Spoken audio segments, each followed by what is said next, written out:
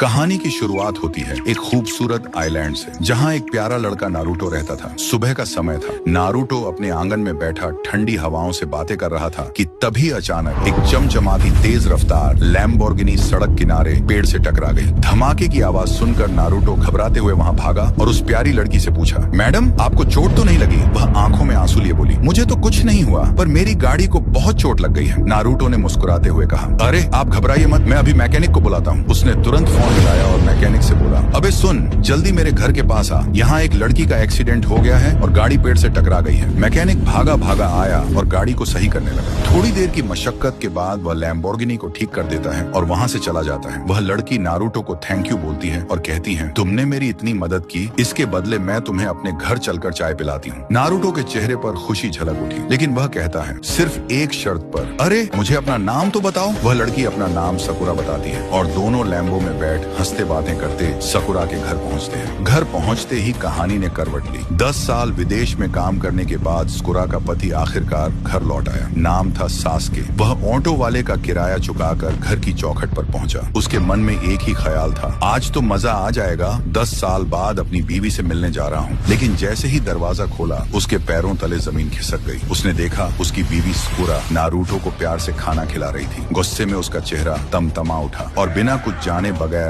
Sakura को घर से निकाल दिया और अंदर चला गया। सकुरा फूट फूट कर रोने लगी। नारुतो कहता है, रो मत सकुरा, चलो मेरे साथ, तुम मेरे घर रह लेना। और दोनों वहाँ से चले गए। लेकिन पति के मन में जलन और गुस्सा अब भी उबल रहा था। वह बिस्तर पर लेटकर बार बार सुबह की बात याद कर रहा था। आखिरकार वह उठ खड़ा हुआ। उसने एक कुल्हाड़ी उठाई और पागलपन में सकुरा को मारने निकल पड़ा। वह चुपके से नारुतो के घर पहुंचा। कमरे में दाखिल होकर देखा सकुरा चैन की नींद सो रही थी। गुस्से में कांपते हाथों से उसने कुल्हाड़ी उठाई और तो दोस्तों, आगे क्या होगा जानने के लिए वेट फॉर सेकंड पार्ट।